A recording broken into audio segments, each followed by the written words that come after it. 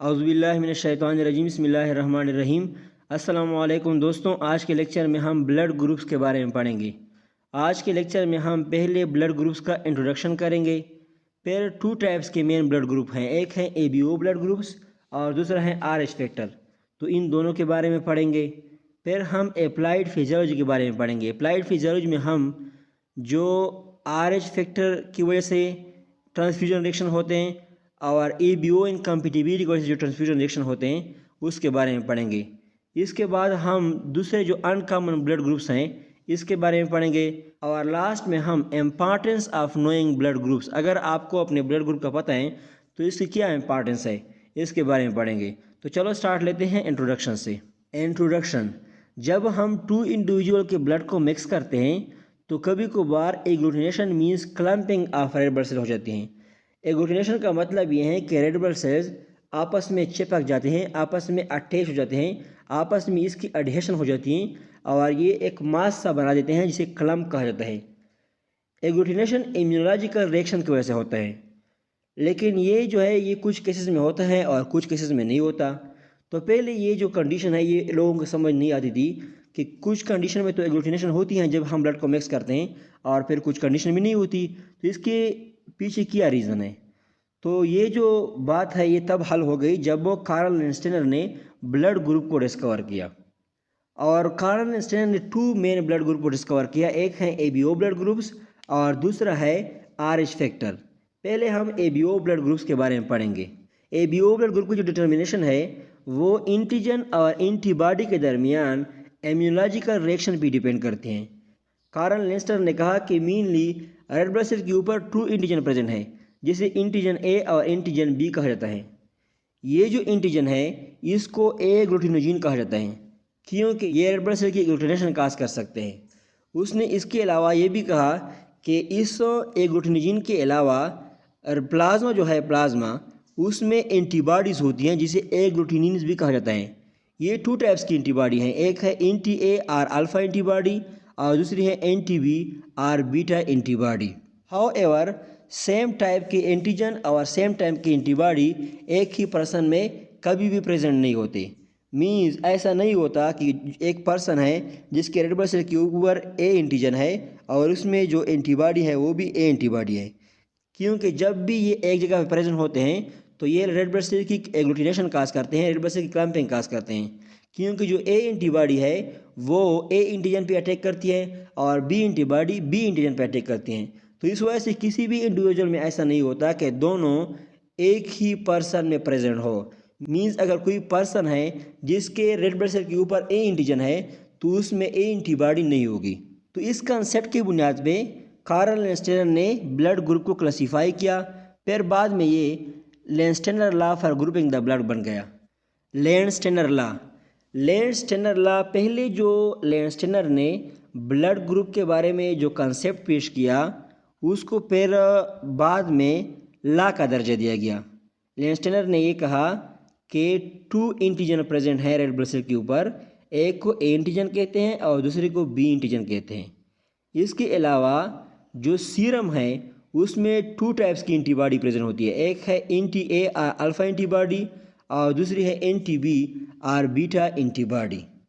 Antibody को agglutinin भी कहा जाता है और एंटीजन को एग्लूटिनोजिन भी कहा जाता है, क्योंकि ये जो एंटीजन है ये रेड ब्लड सेल्स की एग्लूटिनेशन काज करते हैं।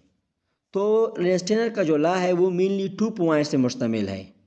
पहला पॉइंट ये है कि अगर कोई पर्टिकुलर एग्लूटिनोजिन मीन्स एंटीजन अगर पर्सन के रेड ब्लड सेल के ऊपर प्रेजेंट है तो उसका जो करस्पॉन्डिंग एग्लूटिनिन्स है वो सीरम में एब्सेंट होगा।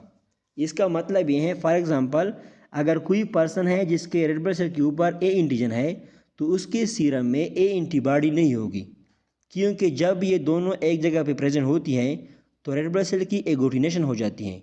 A एंटीबॉडी A एंटीजन पे अटैक कर लेते हैं और रेड ब्लड सेल की एग्लूटिनेशन काज करते हैं।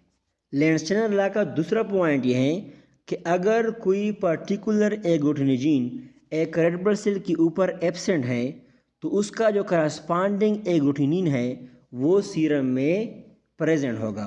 इसका मतलब ये है कि अगर किसी पर्सन के रेड ब्लड सेल के ऊपर for example B antigen present नहीं है तो उसका जो सीरम है उसमें बी एंटीबॉडी मस्टली प्रेजेंट होगी। और अगर कोई पर्सन है जिसका रेड ब्लड सेल के ऊपर ए एंटीजन एब्सेंट है तो उसका जो सीरम है उसमें मस्टली ए एंटीबॉडी होगी। इन दोनों पॉइंट से हमें ये पता चलता है कि ये जो दोनों एंटीजन और एंटीबॉडी है ये दोनों सेम कभी भी एक पर्सन में प्रेजेंट नहीं हो सकते। अगर कोई पर्सन है जिसका रेड ब्लड सेल के ऊपर ए एंटीजन प्रेजेंट है तो उसका जो प्लाज्मा है उसका जो सीरम है उसमें मस्टली बी एंटीबॉडी होगी। और अगर कोई पर्सन है जिसके रेड ब्लड सेल के ऊपर बी एंटीजन प्रेजेंट है तो उसका जो सीरम है उसमें मस्टली ए एंटीबॉडी प्रेजेंट होगी। और अगर कोई पर्सन है जिसके रेड ब्लड सेल के ऊपर दोनों ए और बी एंटीजन प्रेजेंट है तो उसके सीरम में कोई भी एंटीबॉडी नहीं होगी। और अगर कोई पर्सन है जिसके रेड ब्लड सेल के ऊपर कोई भी एंटीजन प्रेजेंट नहीं है, ए एंटीजन भी प्रेजेंट नहीं है और बी एंटीजन भी प्रेजेंट नहीं है, तो उसका जो सीरम है उसमें दोनों ए एंटीबॉडी और बी एंटीबॉडी होंगे। Blood group system. अब हम ब्लड ग्रुप सिस्टम को कार्नेल एंड स्टेनर लॉ के मुताबिक एक्सप्लेन करते हैं। 20 से ज़्यादा ब्लड ग्रुप सिस्टम प्रेजेंट हैं, लेकिन सबसे जो दो इम्पॉर्टेंट ब्लड ग्रुप सिस्टम है जो कि स्टेनर ने डिस्कवर किए थे वो है ABO सिस्टम और RH सिस्टम। ये दोनों जो सिस्टम है ये सबसे इम्पॉर्टेंट सिस्टम है और इन दोनों को ब्लड ट्रांसफ्यूजन से पहले डिटरमाइन करना ज़रूरी होता है। जब भी ब्लड की ट्रांसफ्यूजन होती हैं तो पहले इन दोनों सिस्टम का फाइंड करना ज़रूरी है कि डोनर का ब्लड ग्रुप क्या है और रिसिपेंट का ब्लड ग्रुप क्या है, डोनर का RH फैक्टर क्या है और रिसिपेंट का RH फैक्टर क्या है।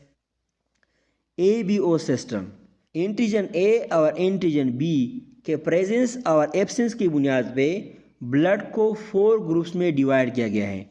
A groups, B groups, AB groups and O groups. ये जो नाम है ये एंटीजन के ऊपर बेस है। फॉर एग्जांपल वो पर्सन जिसका ब्लड ग्रुप ए है उसकी रेड ब्लड सेल के ऊपर ए एंटीजन प्रेजेंट होगा, उसकी सीरम में जो एंटीबॉडी है वो क्या होगी, वो बी एंटीबॉडी होगी। हमने पहले भी कहा कि ये अपोजिट होगी। और अगर कोई पर्सन है जिसके ब्लड ग्रुप बी है तो उसका जो एंटीजन है रेड ब्लड सेल के ऊपर वो भी बी होगा, लेकिन उसका जो सीरम की एंटीबॉडी होगी वो ए होगी। अब अगर कोई पर्सन है जिसका ब्लड ग्रुप ई भी है तो इसका मतलब ये है कि उसके रेड ब्लड सेल के ऊपर दोनों ए और बी एंटीजन प्रेजेंट है, लेकिन उसकी सीरम में कोई एंटीबॉडी नहीं होगी। और अगर कोई पर्सन है जिसका ब्लड ग्रुप क्या है, जिसका ब्लड ग्रुप ओ है, तो इसका मतलब ये है कि उसके रेड ब्लड सेल के ऊपर कोई भी एंटीजन प्रेजेंट नहीं है, तो एज अ रिजल्ट उसकी सीरम में दोनों ए और बी एंटीबॉडी होंगे। Determination of ABO group. ABO blood group की डिटर्मिनेशन को ब्लड ग्रुपिंग, ब्लड टाइपिंग और ब्लड मैचिंग भी कहा जाता है। अब हम लेबॉर्ट्री में किस तरह ABO ब्लड ग्रुप को डिटरमाइन करेंगे, इसकी जो मेन प्रिंसिपल है वो है एग्लूटिनेशन। एग्लूटिनेशन के बेस पे हम ABO ब्लड ग्रुप को डिटरमाइन करते हैं। एग्लूटिनेशन का मतलब ये है कि रेड ब्लड सेल्स की आपस में स्टेकिंग हो जाती है, रेड ब्लड सेल आपस में अटैच हो जाते हैं और एक मास बना देते हैं, एक क्लम्प बना देते हैं। एग्लूटिनेशन उस कंडीशन में होती है जब आप एक एंटीजन को उसके करस्पॉन्डिंग एंटीबॉडी के साथ मिक्स करते हैं। फॉर एग्जांपल अगर आप एंटीजन ए को एंटीबॉडी ए के साथ मिक्स करते हैं या बी एंटीजन को उसकी बी एंटीबॉडी के साथ मिक्स करते हैं तो इस कंडीशन में एग्लूटिनेशन होगी। Requisites for blood typing. Blood group की डिटर्मिनेशन के लिए कौन कौन सी चीज़ों की ज़रूरत होती है। पहले आपने क्या करना है कि आपने पर्सन से ब्लड लेना है और इसके अंदर 0.9% आइसोटोनिक सेलाइन सोल्यूशन डालनी है, तो इस रिज़ल्ट सस्पेंशन तैयार हो जाती है। एक तो हमें सस्पेंशन की ज़रूरत होती है, दूसरा ये कि हमें एंटीसेरा की ज़रूरत होती है। एक है एंटीसेरा ए और दूसरी है एंटीसेरा बी। एंटीसेरा ए में anti-AR अल्फा एंटीबॉडी होती हैं, जबकि एंटीसेरा बी में anti-B और बीटा एंटीबॉडी होती हैं। अब इसका प्रोसीजर क्या है, पहले आपने ये करना है कि स्लाइड के 1 एंड पे एंटीसेरा ए का एक ड्रॉप डालना है। फिर इसके बाद आपने दूसरा जो एंड है स्लाइड का उसके ऊपर एंटीसेरा बी का एक ड्रॉप डालना है। फिर दूसरे स्टेप में आपने ये करना है कि आपने सस्पेंशन को लेना है और दोनों जो एंटीसेरम है जो ड्रॉप स्लाइड के ऊपर प्रेजेंट है उसके ऊपर रेड ब्लड सेल सस्पेंशन के ड्रॉप डालने हैं और इसके बाद थोड़ा सा इसको मिक्स करना है और एग्लूटिनेशन को ऑब्जर्व करना है कि एग्लूटिनेशन हुई है कि नहीं हुई है। पहले आपने नेक्ड आई से एग्लूटिनेशन को ऑब्जर्व करना है और अगर नेक्ड आई से नहीं देखा जा सके तो आपने माइक्रोस्कोप के थ्रू इसे कंफर्म करना है। आपको किस तरह पता चलेगा कि एग्लूटिनेशन हुई है कि नहीं हुई है? वो साइड जिसमें क्लम्पिंग प्रेजेंट है, मासेस प्रेजेंट है, क्लाउडी सा अपीयरेंस है, वहाँ पे इसका मतलब है कि एग्लूटिनेशन हुई है। रेड ब्लड सेल जो है एक दूसरे के साथ चिपक गए हैं, रेड ब्लड सेल की स्टैकिंग हो गई है। और वो साइड जो मुकम्मल क्लियर है, मतलब कोई जो क्लाउडी अपीयरेंस या मासेस या क्लम्पिंग अपीयर नहीं होती, तो इसका मतलब है कि यहाँ पे एग्लूटिनेशन एब्सेंट है। अब हम किस तरह एग्लूटिनेशन से पता लगाएंगे कि ब्लड ग्रुप कौन सी है? इसके 4 मेन रिजल्ट आते हैं, क्योंकि हमारे पास 4 मेन ब्लड ग्रुप हैं, ए बी एंड ओ। अगर एग्लूटिनेशन एंटीसेरम ए के साइड पे हो गई है, एंटीसेरम ए में तो हमें पता है कि अल्फ़ा एंटीबॉडी है, तो इसका मतलब ये है कि रेड ब्लड सेल के ऊपर ए एंटीजन प्रेजेंट है और इस पर्सन का ब्लड ग्रुप ए है, क्योंकि हमने पहले भी कहा कि सेम एंटीजन और सेम एंटीबॉडी के दरमियान एग्लूटिनेशन होती है। अब अगर एंटीसेरम बी के साइड पे एग्लूटिनेशन हो गई तो हमें पता है कि एंटीसेरम बी में बीटा एंटीबॉडी और एंटी बी प्रेजेंट है, तो as a result red blood cell का जो मेम्ब्रेन है उसके ऊपर बी एंटीजन प्रेजेंट है और इस पर्सन का ब्लड बी है। तीसरा केस ये है कि अगर एग्लूटिनेशन दोनों एंटीसेरा की साइड पे हुई है, ए और बी दोनों साइड पे हुई है, तो इसका मतलब ये है कि इस रेड ब्लड सेल के ऊपर ए एंटीजन भी प्रेजेंट है और बी एंटीजन भी प्रेजेंट है और इस पर्सन का ब्लड ग्रुप ए बी है। तो चौथा कंडीशन ये है कि अगर एंटीसेरम ए और एंटीसेरम बी दोनों साइड पे एग्लूटिनेशन नहीं हो गई, तो इसका मतलब ये है कि इसके रेड ब्लड सेल के ऊपर कोई भी एंटीजन प्रेजेंट नहीं है और इस पर्सन का जो ब्लड ग्रुप है वो ओ है। अब हम थोड़ा सा डायग्राम सी भी देख लेते हैं। अब यहाँ से वाज़ेह है कि एक पर्सन है जिसके एंटीसेरम ए के साइड पे एग्लूटिनेशन हो गई है, तो इसका मतलब है कि ब्लड ग्रुप इसका ए है। और अगर एंटीसेरम बी के साइड पे एग्लूटिनेशन हो गई है तो इसका मतलब है कि ब्लड ग्रुप बी है। और अगर दोनों एंटीसेरा ए और एंटीसेरा बी की साइड पे एग्लूटिनेशन हो गई है तो इसका मतलब है कि इसका ब्लड ग्रुप ए बी है। और अगर दोनों साइड पे एग्लूटिनेशन नहीं हुई है तो इसका मतलब है कि ब्लड ग्रुप ओ है। अब ब्लड ग्रुप की डिटर्मिनेशन के टाइम पे आपने ये कैसे डिटरमाइन करना है कि ये RH पॉजिटिव है या RH नेगेटिव है, मींस ए पॉजिटिव है या ए नेगेटिव है, बी पॉजिटिव है या बी नेगेटिव है। इसके लिए आपने सेपरेट एंटीसेरम इस्तेमाल करनी होगी जिसमें एंटी डी होती है, एंटीबॉडी डी, क्योंकि जो RH वाला सिस्टम है वो तो डी एंटीजन पे डिपेंड करता है। अगर डी एंटीजन प्रेजेंट है तो इसका मतलब ये है कि RH पॉजिटिव है, अगर डी एंटीजन एब्सेंट है तो इसका मतलब है RH नेगेटिव है। तो जो तीसरी एंटीसेरम इस्तेमाल होती है इसमें एंटी डी होती है, एंटीबॉडी अगेंस्ट डी एंटीजन होती है। तो हम एक और स्लाइड पे एंटीसेरम डी डालते हैं और फिर इसके ऊपर हम सस्पेंशन मींस ब्लड का जो सस्पेंशन है वो डालते हैं।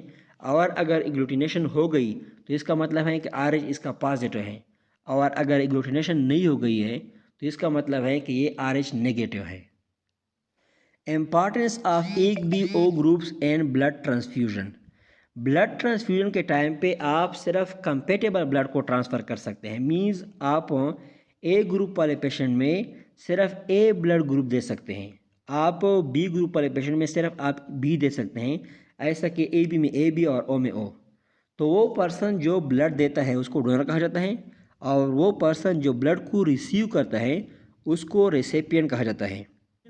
ब्लड के ट्रांसफ्यूजन के टाइम पे डोनर की एंटीजन और रेसिपिएंट की एंटीबॉडी को देखा जाता है, क्योंकि ये रिएक्शन जो है वो मेनली इन दोनों के दरमियान होनी है।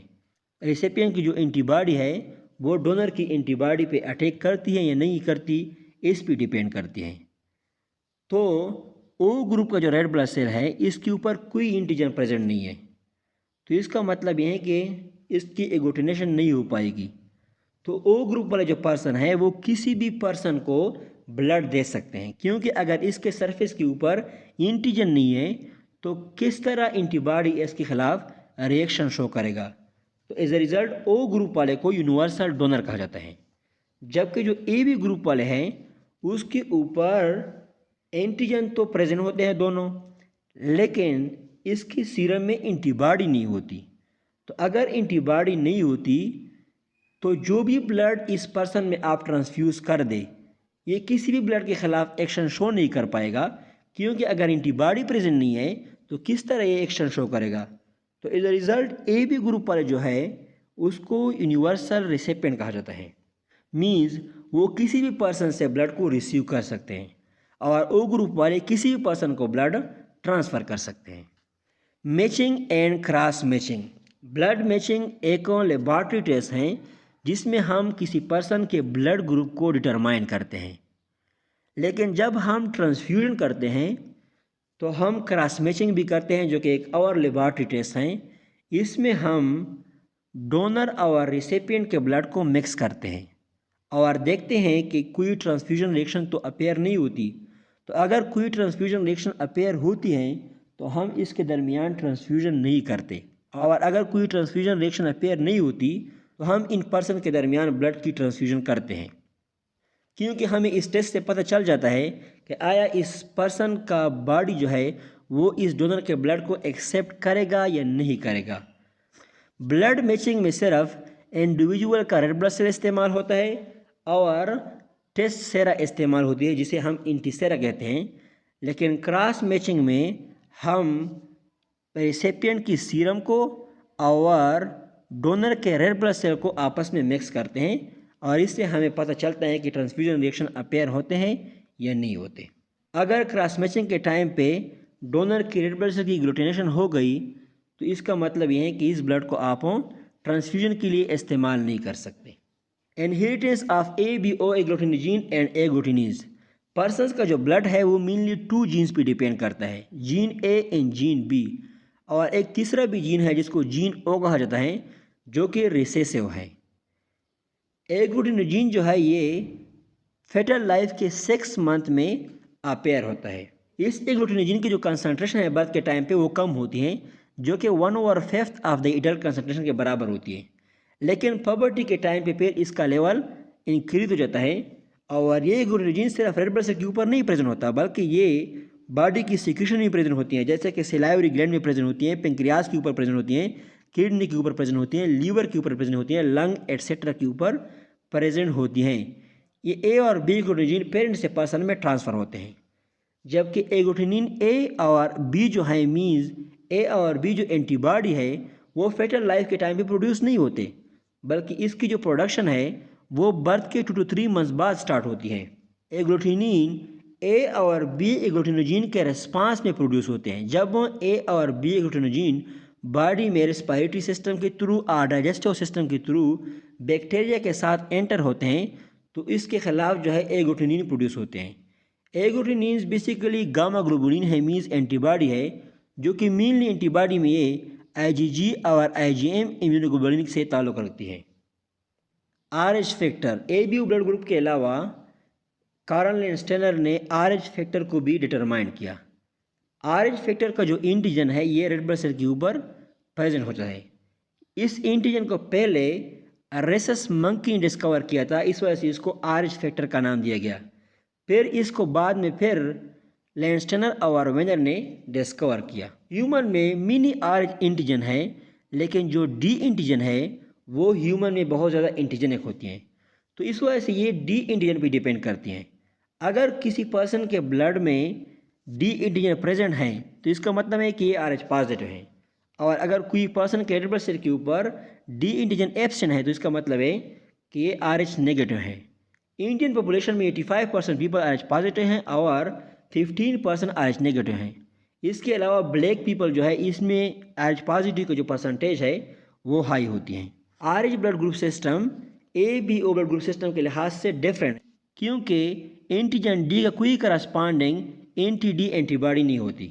तो इस वजह से हम जब RH पॉजिटिव ब्लड को RH नेगेटिव में ट्रांसफ़र करते हैं तो पहले कोई भी ट्रांसफ्यूजन रिएक्शन अपेयर नहीं होते, बल्कि सिर्फ एंटी-D डेवलप हो जाती हैं। लेकिन जब एक बार एंटी-D डेवलप हो गई तो हम दूसरी बार जब हम ट्रांसफ्यूज़ करते हैं RH पॉजिटिव में RH नेगेटिव को तो ट्रांसफ्यूजन रिएक्शन अपेयर होते हैं।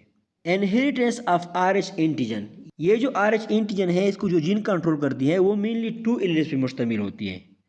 और ये जो जीन है ये 3 मेन फॉर्म में होती है। इसमें 2 एलील D और D दो कैपिटल वाले भी हो सकते हैं, D और D हेटेरोजाइगस भी हो सकते हैं, और D और D दोनों स्मॉल भी हो सकते हैं। जब ये कैपिटल फॉर्म में होगा मीन्स इसमें D एलील प्रेजेंट होगी दोनों, या हेटेरोजाइगस स्टेट में होगा तो RH पॉजिटिव, क्योंकि RH फैक्टर जो है ये एक डोमिनेंट फैक्टर है। लेकिन जब ये रिसेसिव फॉर्म में होगा और इसमें दोनों स्मॉल d प्रेजेंट होगी, होमोजाइगस फॉर्म में होगी, तो ये RH नेगेटिव होगी। अब हम थोड़ा सा कुछ क्रॉसेस को कर लेते हैं। फादर होमोजाइगस RH पॉजिटिव है और मदर जो है वो RH नेगेटिव है। तो इन दोनों के जो बच्चे होंगे वो किस तरह होंगे? क्रॉस इस तरह होती है कि पहले आपने एक D लेना होगा यहाँ से और इन दोनों के साथ मल्टीप्लाई करना होगा, फिर दूसरी D लेना होगा और इन दोनों के साथ फिर मल्टीप्लाई करना होगा। तो हम पहले जब इसके साथ दोनों के साथ मल्टीप्लाई करते हैं तो हमें ये एक आता है DD, दूसरा आता है DD, और फिर हम इस D को जब इसके साथ मल्टीप्लाई करते हैं तो फिर ये भी आता है। तो इसका मतलब ये है कि इसके जो ऑफस्प्रिंग होंगे वो RH पॉजिटिव होंगे लेकिन हेटेरोजाइगस होंगे। और दूसरा कंडीशन ये है, फॉर एग्जांपल हमारे पास एक फादर है जो कि RH नेगेटिव है और मदर भी RH नेगेटिव है, तो इन दोनों के जो बच्चे होंगे वो सारे RH नेगेटिव होंगे। तीसरा कंडीशन ये है कि फॉर एग्जांपल हमारे पास फादर जो है वो RH पॉजिटिव है लेकिन हेटेरोजाइगस है और मदर जो है वो RH नेगेटिव है। तो पहले हम एक D को लेते हैं और इन दोनों D के साथ मल्टीप्लाई करते हैं, तो D क्रॉस D DD, फिर D क्रॉस D DD, फिर हम इस स्मॉल d को लेंगे और इसके साथ मल्टीप्लाई करेंगे इन दोनों के साथ, तो D क्रॉस D DD और D क्रॉस D DD। तो इससे हमें क्या पता चलता है कि ये दोनों तो क्या है RH पॉजिटिव है और ये दोनों RH नेगेटिव है। तो इन दोनों के जो बच्चे होंगे वो 50% RH पॉजिटिव होंगे और 50% RH नेगेटिव होंगे। Transfusion reaction, transfusion reaction 2 types की होती हैं। एक तो ये ABO इनकम्पेटिबिलिटी की वजह से हो सकती है, मीन्स अगर कोई पर्सन है जिसका ब्लड ग्रुप A है और इसमें आप ब्लड ग्रुप B वाला ब्लड ट्रांसफ़र कर दे तो इसमें सीवियर ट्रांसफ्यूजन रिएक्शन हो सकते हैं। और दूसरी ट्रांसफ्यूजन रिएक्शन ऐसे है जो कि RH इनकम्पेटिबिलिटी की वजह से हो सकती है, मीन्स अगर कोई पर्सन है जिसका ब्लड ग्रुप A पॉजिटिव है और आप इसमें A नेगेटिव का ब्लड ट्रांसफ़र कर दे तो इसमें ट्रांसफ्यूजन रिएक्शन हो सकते हैं। तो transfusion reaction due to ABO incompatibility, जब हम किसी पर्सन में इनकम्पेटेबल और मिसमैच ब्लड को ट्रांसफ़र करते हैं तो इसके रिजल्ट में बॉडी में एडवर्स रिएक्शन अपेयर होते हैं जिसे ट्रांसफ्यूजन रिएक्शन कहा जाता है। ये जो रिएक्शन है ये मेल्ड भी हो सकते हैं और सीवियर भी हो सकते हैं। मेल्ड जो हो सकते हैं उसमें फेवर और हाइव्स आता है। हाइव्स स्किन डिसऑर्डर है जिसमें एचिंग हो जाती है, और सीवियर जो है इसमें रेनल फेल्यूर, शॉक और डेथ भी हो सकती है। मेस में ट्रांसफ्यूजन रिएक्शन डोनर्स के रेड ब्लड सेल्स और रिसिपिएंट के प्लाज्मा के बीच में होती हैं। इसका मतलब यह है कि ये दोनों चीज़ें मैटर करती हैं, एक है डोनर के रेड ब्लड सेल और दूसरा है रिसिपिएंट के प्लाज्मा। रेसिपिएंट की रेड ब्लड सेल्स और डोनर का प्लाज्मा ये मैटर नहीं करती, मैटर क्या करती हैं डोनर की रेड ब्लड सेल्स और रेसिपिएंट की प्लाज्मा। तो इट मीन्स अगर डोनर के प्लाज्मा में रेसिपिएंट के रेड ब्लड सेल के खिलाफ एग्लूटिनिन्स हैं तो एग्लूटिनेशन नहीं हो पाएगी, क्योंकि डोनर की प्लाज्मा की कंसनट्रेशन कम होती है। तो एज ए रिज़ल्ट ये रेसिपिएंट के प्लाज्मा में इसकी एंटीबॉडीज़ डाइल्यूट हो जाएगी। लेकिन अगर रेसिपिएंट के प्लाज्मा में डोनर्स के रेड ब्लड सेल के खिलाफ एग्लूटिनिन्स है तो इस कंडीशन में ट्रांसफ्यूजन रिएक्शन होंगे, क्योंकि रेसिपिएंट प्लाज्मा की कंसनट्रेशन हाई होती है और उसकी डाइल्यूशन नहीं होती। Severity of transfusion reaction, transfusion reaction meld भी हो सकते हैं जिसमें फेवर और चेल्स और हाइव्स आते हैं, और सीवियर भी हो सकते हैं जिसमें acute kidney failure, shock and death आ सकते हैं। Severity amount of blood transfuse पे डिपेंड करती है कि कितना ब्लड आपने ट्रांसफ़र किया है। दूसरा ये टाइप ऑफ रिएक्शन पे डिपेंड करती है कि किस किस्म के रिएक्शन अपेयर हुए हैं।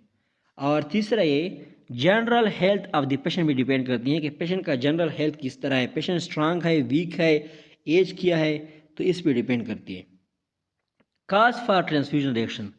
ट्रांसफ्यूजन रिएक्शन का काज यह है कि हम इनकम्पेटेबल ब्लड की ट्रांसफ़र करते हैं जिसकी रिजल्ट में हेमोलाइटिक रिएक्शन आते हैं। मीन्स रेड ब्लड सेल्स की हेमालिसिस हो जाती है, रप्चर हो जाती है, क्योंकि जो रिसिपिएंट की एंटीबॉडी है जिसमें मेनली आईजीजी और आईजीएम एंटीबॉडी आती है वो डोनर्स के रेड ब्लड सेल्स पे अटैक करते हैं और इसकी रप्चरिंग काज कर लेते हैं। तो जब डोनर के रेड ब्लड सेल्स की डिस्ट्रक्शन हो जाती हैं तो लार्ज अमाउंट में फ्री हीमोग्लोबिन इससे रिलीज हो जाती हैं प्लाज्मा में और इसके रिजल्ट में ट्रांसफ्यूजन रिएक्शन हो जाते हैं। Sign and symptoms of transfusion reaction. Non haemolytic transfusion reaction दो टाइप्स हैं, एक है हेमोलाइटिक ट्रांसफ्यूजन रिएक्शन और दूसरा है non haemolytic transfusion reaction. Non haemolytic transfusion reaction जल्दी अपेयर होते हैं, फ्यू मिनट्स टू हावर्स में अपेयर होते हैं और इसकी जो कॉमन सिम्टम्स है वो fever, difficulty in breathing and itching. जबकि हेमोलाइटिक ट्रांसफ्यूजन रिएक्शन जो है ये एक्यूट भी हो सकती हैं और डिलेड भी हो सकती हैं। Acute hemolytic reaction few minute of transfusion में अपेयर होते हैं। ये इस वजह से डेवलप होते हैं क्योंकि डोनर रेड ब्लड सेल्स की रैपिड हेमालिसिस हो जाती है और इसमें जो सिम्टम्स होते हैं उसमें fever, chills, increase heart rate, low blood pressure, shortness of breath, bronchospasm, nausea, vomiting, red urine, chest pain, back pain and rigor आते हैं। कुछ पेशेंट में पल्मोनरी एडिमा और कंजेस्टिव कार्डिक फेल्यूर भी हो सकती हैं। पल्मोनरी एडिमा वो कंडीशन है जिसमें लंग्स में फ्लूइड की एकम्युलेशन हो जाती है और कंजेस्टिव कार्डिक फेल्यूर वो कार्डिक फेल्यूर है जिसमें कार्डिक फेल्यूर के साथ साथ पल्मोनरी एडिमा भी होती है। डिलेड हेमोलाइटिक रिएक्शन ट्रांसफ्यूजन के 1 to 5 डेज बाद अपेयर होते हैं। इसमें जो रेड ब्लड सेल की हेमालिसिस होती हैं वो लार्ज रेंज में होती हैं, बहुत ज़्यादा रेड ब्लड सेल की हेमालिसिस हो जाती हैं और इस result large amount of haemoglobin plasma में रिलीज होते हैं। तो इसके रिजल्ट में फॉलोइंग कॉम्प्लिकेशंस हो सकते हैं। पहला जाइंटिस है। जब लार्ज अमाउंट में रेड ब्लड सेल की डिस्ट्रक्शन हो जाती हैं तो इससे जो हीमोग्लोबिन रिलीज होते हैं लार्ज अमाउंट में वो मेनली बिलिरुबिन में कन्वर्ट हो जाते हैं और हमें पता है कि जब बॉडी में बिलिरुबिन की कंसनट्रेशन हाई होती है तो एक कंडीशन काज करती है जिसको जाइंटिस कहा जाता है। जाइंटिस वो कंडीशन है जिसमें स्किन और कार्निया की येलोविंग हो जाती है और ये नॉर्मली तब अपेयर होती हैं जब बिलिरुबिन की कंसनट्रेशन 2 मिलीग्राम पर डेसीलीटर से इंक्रीज हो। Cardiac shock. ये हेमोग्लोबिन जब प्लाज्मा में रिलीज होते हैं तो ये ब्लड की विस्कासिटी को इंक्रीज कर देते हैं, तो एज अ रिज़ल्ट हार्ट पे वर्कलोड इंक्रीज हो जाता है और इस इंक्रीज वर्कलोड के रिजल्ट में हार्ट फेल्यूर हो सकती हैं। इसके अलावा टॉक्सिक सब्सटेंसेस जो कि हेमोलाइज सेल से रिड्यूस होते हैं वो आर्टेरियल ब्लड प्रेशर को रिड्यूस करते हैं और सर्कुलेटरी शॉक को भी डेवलप कर सकते हैं। रेनल शटडाउन वो कंडीशन जिसमें किडनी के फंक्शन डिसअपेयर हो जाए, मीन्स किडनी अपने फंक्शन परफॉर्म न कर सके, उसको रेनल शटडाउन कहा जाता है। टॉक्सिक सब्सटेंसेस जो कि हेमोलाइज सेल से रिलीज होती हैं वो blood vessels of the kidney की कंस्ट्रक्शन काज कर लेते हैं। इसके अलावा toxic substances along with free haemoglobin large amount में ग्लोमेरुलर मेम्ब्रेन के थ्रू फिल्टर हो जाते हैं और रेनल ट्यूब्यूल में एंटर हो जाते हैं, लेकिन इन सब्सटेंसेस की जो रेट ऑफ रिएब्जॉर्प्शन है रेनल ट्यूब्यूल से वो बहुत कम है, तो इस वजह से ये प्रेसिपिटेट हो जाते हैं और रेनल ट्यूब्यूल को ऑब्स्ट्रक्ट कर लेते हैं जिसकी रिज़ल्ट में सडनली यूरिन की ब्लॉकेज हो जाती है और इस कंडीशन को एनोरिया कहा जाता है। अब हीमोग्लोबिन को इसने क्यों टॉक्सिक सब्सटेंसेस में इंक्लूड कर लिया, क्योंकि हमने पहले चैप्टर में कहा था कि जब भी किसी नॉर्मल सब्सटेंस की कंसंट्रेशन भी बॉडी के नॉर्मल लेवल से बहुत ज़्यादा इंक्रीज हो जाती हैं तो वो भी टॉक्सिक बन जाती हैं। अब अगर इस रेनल शटडाउन की कंडीशन को आर्टिफिशियल किडनी के थ्रू ट्रीट न किया जाए तो 10 to 12 डेज में जाइंटिस और सर्कुलेटरी शॉक से इस पर्सन की डेथ हो सकती है और मोस्ट स्पेसिफिकली ये रेनल शटडाउन और एनोरिया की वजह से भी मर सकता है। Transfusion reaction due to RH incompatibility. RH incompatibility का मतलब ये है कि फॉर एग्जांपल हमारे पास कोई पर्सन है जिसका ब्लड ग्रुप ए है। अब अगर इस पर्सन में हम ए नेगेटिव का ब्लड ट्रांसफ़र कर दे तो ये RH इनकम्पेटिबिलिटी हो गई, और इसके रिजल्ट में भी ट्रांसफ्यूजन रिएक्शन अपेयर भी हो सकते हैं और अपेयर भी नहीं हो सकते, क्योंकि पहली बार जब हम RH इनकम्पेटेबल ब्लड को ट्रांसफ़र करते हैं पेशेंट में तो इसकी रिज़ल्ट में कोई ट्रांसफ्यूजन रिएक्शन अपेयर नहीं होते। लेकिन हम जब दूसरी बार करते हैं फिर अपेयर होते हैं। किस तरह अपेयर होते हैं अभी पढ़ते हैं। Generally RH incompatibility transfusion reaction cause कर सकते हैं। RH इनकम्पेटिबिलिटी फीटस में एक हेमोराइटिक डिजीज़ काज करती है जिसको एरेथ्रोब्लास्टोसिस फेटलिस कहा जाता है, जो हम अब थोड़ी देर बाद इंशाल्लाह डिस्कस करेंगे। जब एक RH negative person RH positive blood को फर्स्ट टाइम रिसीव करता है तो उस पर कोई इफ़ेक्ट नहीं होता और उसमें कोई इमीडिएट रिएक्शन नहीं होते। लेकिन इसमें with in 1 month RH antibodies की डेवलपिंग हो जाती है। इस RH एंटीजन के खिलाफ वो एंटीबॉडी को डेवलप कर लेते हैं। तो अगर ट्रांसफ्यूज्ड रेड ब्लड सेल्स रेसिपिएंट के ब्लड में 1 मंथ तक प्रेजेंट है तो इसकी एग्लूटिनेशन हो जाती है। इन एग्लूटिनेटेड रेड ब्लड सेल्स का पेयर मैक्रोफेजेस हेमोलाइसिस कर लेते हैं। So as a result delayed transfusion reaction appear होते हैं। लेकिन ये जो रिएक्शन है यूजुअली माइल्ड होते हैं, सेवियर नहीं होते और इतना रेसिपिएंट को इफेक्ट नहीं करते। लेकिन जो एंटीबॉडीज़ डेवलप होती हैं रेसिपिएंट में वो फॉर एवर डेवलप होती है। तो जब भी आप फिर RH पॉजिटिव ब्लड को इसमें ट्रांसफ़र करेंगे सेकेंड टाइम या थर्ड टाइम, जब भी आप ट्रांसफ़र करेंगे तो इसकी जो डोनर रेड ब्लड सेल्स है उसकी एग्लूटिनेशन हो जाएगी और सेवियर ट्रांसफ्यूजन रिएक्शन अपेयर होंगे इमीडिएटली। इस टाइम कोई देरी नहीं होगी क्योंकि उसने पहले से एंटीबॉडी तैयार कर लिए होते हैं। और ये जो ट्रांसफ्यूजन रिएक्शन है ये बिल्कुल ABO इनकम्पेटिबिलिटी के साथ सिमिलर होते हैं। Haemolytic disease of the foetus and newborn erythroblastosis fetalis. Haemolytic disease जो फीटस और न्यूबॉर्न में अपीयर होती हैं जिसमें रेड ब्लड सेल्स की बहुत ज़्यादा हेमोलाइसिस हो जाती है उसको एरेथ्रोब्लास्टोसिस फेटलिस कहा जाता है। ये मेनली RH इनकम्पेटिबिलिटी की वजह से होती हैं। मीन्स मदर और बीबी के दरमियान RH ब्लड ग्रुप में डिफरेंस होता है। एरेथ्रोब्लास्टोसिस फेटलिस फीटस की हेमोलाइटिक डिजीज़ है जिसमें फीटस ब्लड में जो रेड ब्लड सेल्स होते हैं वो एरेथ्रोब्लास्ट के फॉर्म में होते हैं। अब इसका मैकेनिज़्म क्या है, जब मदर RH नेगेटिव हो और फीटस RH पॉजिटिव हो और फीटस में जो RH फैक्टर प्रेजेंट है वो फादर से इसमें इनहेरिट होता है। तो यूजुअली जो फर्स्ट चाइल्ड होता है उसमें कोई कॉम्प्लिकेशन नहीं होती क्योंकि RH एंटीजन प्लेसेंटल बैरियर के थ्रू फेटल ब्लड से मदर ब्लड में ट्रांसफ़र नहीं हो सकता। लेकिन फिर भी पर्चुरेशन के टाइम पे मीन्स बीबी की बर्थ के टाइम पे प्लेसेंटा की डिटैचमेंट हो जाती है। तो as a result foetal blood से RH एंटीजन मदर ब्लड में लीक आउट करता है, जिसकी वजह से मदर में 1 मंथ की पीरियड में RH एंटीबॉडी उसके ब्लड में डेवलप हो जाती है। तो जब दूसरी बार ये मदर RH पॉजिटिव फीटस को कंसीव करती है तो इसमें तो एंटीबॉडी पहले से प्रेजेंट है, तो यही एंटीबॉडी प्लेसेंटल बैरियर को क्रॉस करके वहाँ पे फेटल ब्लड की डिस्ट्रक्शन कर लेते हैं, हेमोलाइसिस कर लेते हैं। क्योंकि RH एंटीजन प्लेसेंटल बैरियर को क्रॉस नहीं कर सकता लेकिन RH एंटीबॉडी प्लेसेंटल बैरियर को क्रॉस कर सकती हैं। तो ये जो RH एंटीबॉडी जब प्लेसेंटल बैरियर को क्रॉस कर लेती हैं तो वहाँ पे रेड ब्लड सेल की एग्लूटिनेशन काज कर लेती हैं, जिसकी वजह से रेड ब्लड सेल की हेमोलाइसिस हो जाती है। जब फीटस में सेवियर हेमोलाइसिस हो जाती हैं तो लार्ज अमाउंट में हीमोग्लोबिन की फार्मेशन हो जाती है। लार्ज अमाउंट में हीमोग्लोबिन ब्लड में रिलीज होते हैं और यही हीमोग्लोबिन फिर बिलिरुबिन में कन्वर्ट हो जाते हैं और एज अ रिजल्ट फीटस में जाइंटस अपेयर हो जाती है। तो इस कंडीशन को कंपेंसेट करने के लिए, इस कंडीशन को नॉर्मलाइज करने के लिए बॉडी जो है वो लार्ज अमाउंट में रेड ब्लड सेल की प्रोडक्शन स्टार्ट कर लेती है।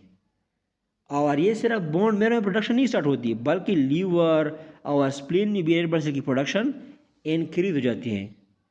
तो इस तरह लार्ज अमाउंट में इमैच्योर ब्लड सेल्स ब्लड में एंटर कर लेते हैं और ये blood cells mainly pro erythroblast stage में होते हैं, जो कि फर्स्ट स्टेज है एरिथ्रोपोइसिस की। Complications of erythroblastosis फेटेलस।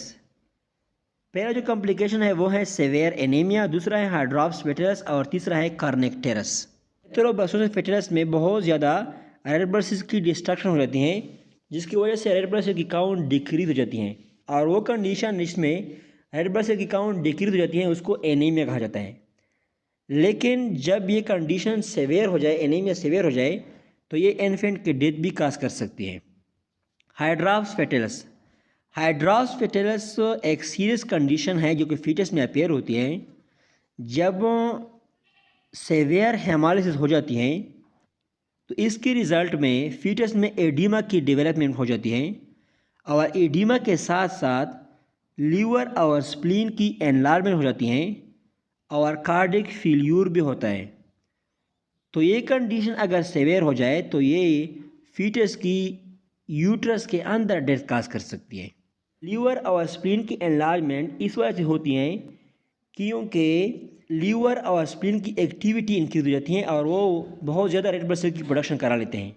Cardiac failure इस वजह से होता है क्योंकि ब्लड की विस्कासिटी इंक्रीज हो जाती है और ब्लड की विस्कासिटी इस वजह से इंक्रीज होती है क्योंकि रेड ब्लड सेल की प्रोडक्शन इंक्रीज हो गई होती है। बिलिरुबिन एन्सेफेलोपैथी एक न्यूरोलॉजिकल डिसऑर्डर है जिसमें सेवियर जॉन्डिस की वजह से ब्रेन की डैमेज हो जाती है। अगर कोई बीबी है जो कि एनीमिया और एरिथ्रोब्लास्टोसिस को सर्वाइव कर ले तो फिर इसके बाद हाई बिलिरुबिन कंसंट्रेशन की वजह से इसमें एन्सेफेलोपैथी डेवलप हो जाती है। बिलिरुबिन एन्सेफेलोपैथी को ऑफन कार्नेक्टेरस भी कहा जाता है। कार्नेक्टेरस में हाई बिलिरुबिन की कंसंट्रेशन की वजह से ब्रेन की येलो स्टेनिंग हो जाती है। ब्लड ब्रेन बैरियर जो कि एडल्ट्स में वेल डेवलप होता है लेकिन फीटस में ये वेल डेवलप नहीं होता, जिसकी वजह से बिलिरुबिन जो है वो ब्रेन में एंटर हो जाते हैं और वहाँ पे ब्रेन की परमानेंट डैमेज काज कर लेते हैं। मोस्ट कॉमनली जो अफेक्टेड पार्ट्स हैं वो ब्रेन में basal ganglia, hippocampus, geniculate bodies, cerebellum और क्रेनियल नर्व्स न्यूक्लियाई हैं। Features of encephalopathy. जब ब्रेन की डैमेज स्टार्ट हो जाती हैं तो ये बीबी जो है वो लेथार्जिक और स्लीपी हो जाती है। मीन्स हर वक्त ऐसा लगता है जैसे इसको नींद आती है और इसमें एक गफलत सी आ जाती है, सुस्ती आ जाती है। उसकी जो क्राइंग की पिच है वो बहुत हाई होगी, हाइपोटोनिया होगा, मीन्स मसल में जो टेंशन है वो कम होगा।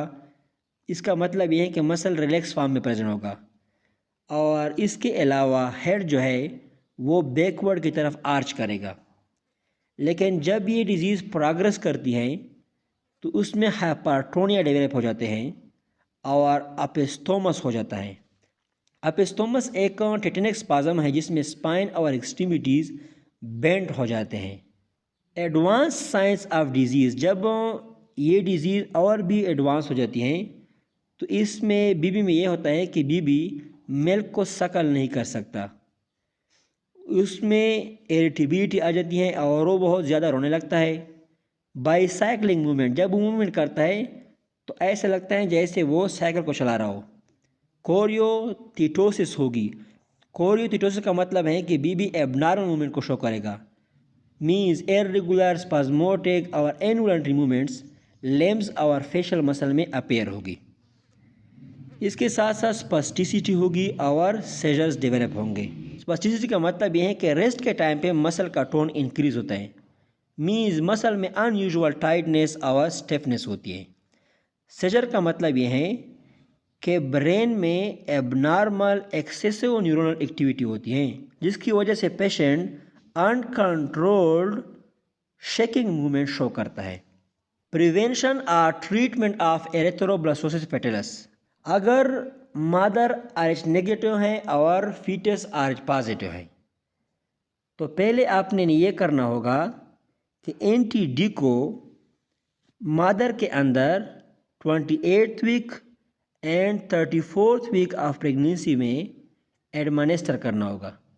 लेकिन अगर RH नेगेटिव मदर ने RH पॉजिटिव बीबी को डिलीवर किया, उसकी बर्थ हो गई, तो फिर आपने इन TD को डिलीवरी के 48 आवर्स बाद मदर में एडमिनिस्टर करना है। इसके रिज़ल्ट में ये होता है कि मदर में पैसिव इम्यूनिटी की डेवलपिंग हो जाती है और RH एंटीबॉडीज़ जो मदर ब्लड में प्रोड्यूस होती हैं उसकी प्रोडक्शन प्रिवेंट हो जाती है। अब दूसरी कंडीशन ये है कि अगर बीबी एरिथ्रोब्लास्टोसिस फेटिलस के डिजीज़ के साथ बर्न हो गई तो फिर इसमें एक्सचेंज ट्रांसफ्यूजन होता है। एक्सचेंज ट्रांसफ्यूजन में ये होता है कि फीटस से कम्प्लीटली RH पॉजिटिव ब्लड को निकाला जाता है और इसके अंदर RH नेगेटिव ब्लड डाला जाता है। तो नियरली 6 मंथ में इन्फेंट्स में RH पॉजिटिव ब्लड को RH नेगेटिव ब्लड रिप्लेस कर लेते हैं। तो अब अगर RH एंटीजन प्रेजेंट नहीं होगा तो एंटीबॉडी किसके खिलाफ एक्ट करेगा? तो जितनी भी एंटीबॉडी है उसकी डिस्ट्रक्शन हो जाती है। Other blood groups, ABO blood groups और RH फैक्टर के अलावा मिनी ब्लड ग्रुप्स प्रेजेंट हैं, जैसा कि Lewis blood groups, MNS blood group. लेकिन ये जो ब्लड ग्रुप है इसकी कोई क्लिनिकल इम्पॉर्टेंस नहीं है। लेविस ब्लड ग्रुप को पहले एक लीडी जिसका नाम लीविस था उसमें डिस्कवर किया गया था। इसमें क्या होता है कि एक एंटीजन इसके टिश्यू में प्रोड्यूस होता है जिसे लीविस एंटीजन कहा जाता है और यही एंटीजन फिर बॉडी सिक्रीशन जैसे कि सलावा और गैस्ट्रिक जूस में सिक्रीट होता है और फिर इसके बाद इस एंटीजन को रेड ब्लड सेल के मेम्ब्रेन जो है वो कैप्चर कर लेते हैं, वो एब्जर्व कर लेते हैं। जब वो रेड ब्लड सेल के मेम्ब्रेन इसको एब्जर्व कर लेते हैं तो इसके खिलाफ एक एंटीबॉडी इसमें प्रोड्यूस होती है जो और ये एंटीबॉडी फिर इस पे अटैक कर लेते हैं। ये जो लीविस एंटीजन है चिल्ड्रन में कुछ कॉम्प्लिकेशन काज कर सकते हैं, जैसे कि रिटार्डेड ग्रोथ, मीन्स इसका ग्रोथ तो रिड्यूस हो जाता है। इसके अलावा इसके रिजल्ट में ट्रांसफ्यूजन रिएक्शन भी हो सकते हैं। Bombay group H antigen ABO group antigen का प्रिकर्सर है, मीन्स A एंटीजन और B एंटीजन का प्रिकर्सर है। H एंटीजन सारे इंडिविजुअल के रेड ब्लड सेल में प्रेजेंट होता है। मीन्स अगर किसी पर्सन का ब्लड ग्रुप A है या B है या EB है, इन सब में H एंटीजन भी प्रेजेंट होता है, क्योंकि इस H एंटीजन से A और B एंटीजन की प्रोडक्शन होती है। और वो पर्सन जिसका ब्लड ग्रुप O है इसमें A एंटीजन और B एंटीजन तो नहीं होते, लेकिन इसमें H एंटीजन पेयर भी होता है। लेकिन कुछ पर्सन रेयरली ऐसी भी हैं जिसमें A, B और H एंटीजन्स तीनों रेड ब्लड सेल के ऊपर एब्सेंट हो। तो ये जो ग्रुप है इसको बॉम्बे ग्रुप कहा जाता है। इसको पहले केम हॉस्पिटल बॉम्बे में 1952 में डिस्कवर किया गया था। इस बॉम्बे ग्रुप वाले पर्सनस का जो सीरम है इसमें एंटीबॉडी A, एंटीबॉडी B और एंटी-H एंटीबॉडीज तीनों प्रेजेंट होते हैं। मीन्स एंटीजन कोई प्रेजेंट नहीं होता लेकिन एंटीबॉडी तीनों प्रेजेंट होते हैं। तो इसका मतलब ये है कि आप न तो इसमें A ग्रुप वाली ब्लड ट्रांसफ़र कर सकते हैं, न B ग्रुप वाली ट्रांसफ़र कर सकते हैं और न EB ट्रांसफ़र कर सकते हैं। OB ट्रांसफ़र नहीं कर सकते क्योंकि उसके ऊपर भी H एंटीजन तो होता है ना, तो इसमें जो H एंटीबॉडीज़ है वो उसके खिलाफ रिएक्ट करती हैं और इससे नतीजे ये निकलते हैं कि सिर्फ आप इसमें बॉम्बे ग्रुप ही ट्रांसफ़र कर सकते हैं। P ब्लड ग्रुप्स, P नल ग्रुप्स, ये बहुत रेयर ब्लड ग्रुप सिस्टम है और इसमें क्या होता है कि P1 और P की एंटीजन रेड ब्लड सेल की सरफेस के ऊपर प्रेजेंट होता है। ये एंटीजन यूरिनरी सिस्टम की एपिथेलियल लाइनिंग में भी प्रेजेंट होता है, जहाँ पे ये बैक्टीरिया एस्चेरिचिया कोलाई के लिए एडहेशन साइट प्रोवाइड करते हैं। मींस एस्चेरिचिया कोलाई की एडहेशन के लिए रिस्पॉन्सिबल होते हैं यूरिनरी ट्रैक्ट में। तो as a result urinary tract infection cause हो जाती है। P1 और P की एंटीजन के खिलाफ जो एंटीबॉडीज़ है ये acute intravascular hemolytic reaction cause कर सकती हैं अगर इनकम्पेटेबल ब्लड की ट्रांसफ्यूजन हो जाए। MNS ब्लड ग्रुप को इसके एंटीबॉडीज़ के ख़िलाफ़ रिएक्शन के थ्रू डिटरमाइन किया जाता है अदर ब्लड ग्रुप, इसके अलावा दूसरी भी ब्लड ग्रुप प्रेजेंट है, जैसा कि Auberger group, Diego group, Duffy group, Lutheran group, Kell group, I group, केट group, Sutter group, Xg group et cetera. Importance of knowing blood groups, blood groups के जानने की क्या अहमियत है। इसका मतलब ये है कि अगर आपको पता है कि मेरा ब्लड ग्रुप ये है तो इसकी क्या इंपॉर्टेंस है। ब्लड ग्रुप का जानना आज के दौर में बहुत ज़रूरी होता है, मेडिकली भी, सोशली भी और रिलेशनली भी। मेडिकली इसलिए ज़रूरी होता है क्योंकि जब आप किसी दो पर्सनस के दरमियान ब्लड की ट्रांसफ्यूजन करते हैं या टिश्यू ट्रांसप्लांट करते हैं तो इन दोनों के ब्लड ग्रुप के बारे में पता होना ज़रूरी है। सोशली इसकी इम्पॉर्टेंस ये है कि अगर आप member of the blood donor club बनना चाहते हैं तो आपको अपने ब्लड ग्रुप का पता होना चाहिए, क्योंकि इमरजेंसी कंडीशन में अगर कोई दूसरा डोनर प्रेजेंट नहीं है तो आप इस पेशेंट को ब्लड दे सकें।